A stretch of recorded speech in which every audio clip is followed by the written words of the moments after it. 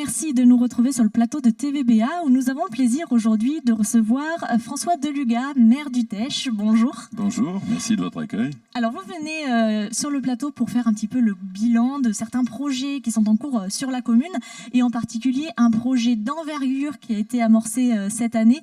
On le voit derrière nous avec l'image, c'est la halle du port puisque vous avez un projet de parc sur ce port. Alors est-ce que vous pouvez nous l'expliquer ? Exactement, on a un grand projet qui va s'étaler sur plusieurs années qui consiste à créer un parc public, un parc naturel public entre le bourg et le port sur les 11 hectares de terrain qui appartiennent à la ville et que nous voulons aménager pour permettre au bourg, ou plus exactement au port, de se rapprocher du bourg. Donc nous allons aménager avec des plantations, bien sûr. C'est un paysage qui aujourd'hui est constitué de prairies, après que nous ayons acheté et rasé tous les vieux bâtiments. C'est un paysage où il y aura des points pique-nique, où il y aura des circuits de promenade, où il y aura des jeux pour les adolescents, des jeux pour les enfants. Et puis, nous allons réaménager la plage, réaménager les quais du port, les parkings et la première opération qui va permettre d'animer tout cet espace entre le bourg et le port, eh bien, c'est cette halle qui vient d'être livrée, qui fait 600 mètres carrés, qui est en pin des Landes intégralement, parce que nous sommes dans le parc naturel, nous voulions porter aussi la promotion du pin des Landes, mais qui a une architecture contemporaine, parce qu'il faut aussi évoluer sur les paysages que nous organisons, que nous créons, et qui va animer tout cet espace. Alors nous allons le faire en plusieurs tranches, bien sûr. Celle-ci, c'était la porte d'entrée d'une certaine façon. Et ensuite, ça va se découper sur plusieurs années. Voilà, sur plusieurs années. Au Teche, on a une habitude, ça consiste à ne pas dépenser plus que ce qu'on a. Et par conséquent, à ne pas emprunter, à ne pas augmenter les impôts.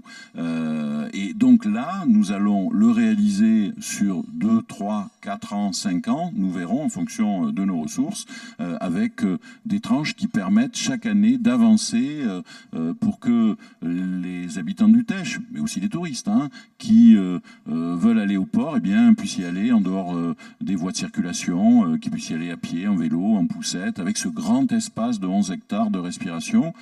Et je ne pense pas qu'il existe sur le bassin un seul centre-ville avec un parc de 11 hectares. C'est difficile à concurrencer, 11 hectares. C'est normal, le Teche, c'est la ville choisie par la nature. Alors, pour revenir un petit peu sur ces tranches, la première, là, on le disait, a débuté avec la construction de la halle. Quels sont les prochains équipements là, qui vont arriver peu à peu, les premiers? Alors la deuxième tranche, qui est une tranche paysagère, aura lieu à l'automne, à partir d'octobre, sur la fin de l'année. C'est toute la partie qui est comprise entre la résidence de tourisme et le bourg, jusqu'au canot, et qui va avoir un aménagement paysager, avec beaucoup de plantations, qui va avoir des circulations piétonnes sur des plâtelages en bois, antidérapants, et qui va avoir la construction d'un pont de singe, par exemple. Voilà, des équipements ludiques aussi. Un pont suspendu, comme en Amazonie, pour les enfants, les adolescents, pour traverser les canaux et aller vers le port.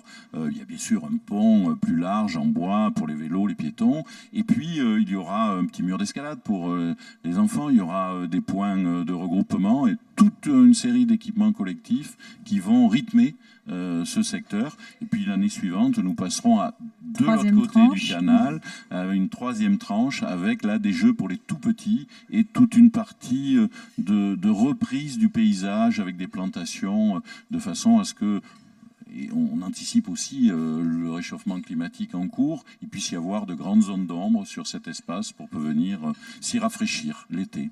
Alors dans ce parc, il y a également des projets quand même de grande envergure, comme le réaménagement de la baignade. Absolument. Nous voulons réaménager la baignade, on va mettre en place des vestiaires extérieurs, on va agrandir l'espace sableux, et puis on va créer des cheminements, et puis surtout il y aura une porte d'entrée vélo du côté baignade, de même que du côté port réserve ornithologique, il y aura une porte d'entrée vélo avec un point d'accès, des garages à vélo, du stockage, puisque l'idée c'est que ce port soit aussi un lieu où on peut se rendre depuis le Teche tranquillement en vélo, y compris depuis la gare si on arrive avec son vélo. Alors justement, puisque vous parlez du port, il est également concerné par ce projet, notamment les quais qui pourraient être réaménagés. Absolument, nous avons des quais et un port qui a été conçu comme un port de plaisance il y a une quarantaine d'années maintenant. Quand on le regarde, on voit bien qu'il ne correspond pas à l'image patrimoniale de ce que sont les ports traditionnels du bassin.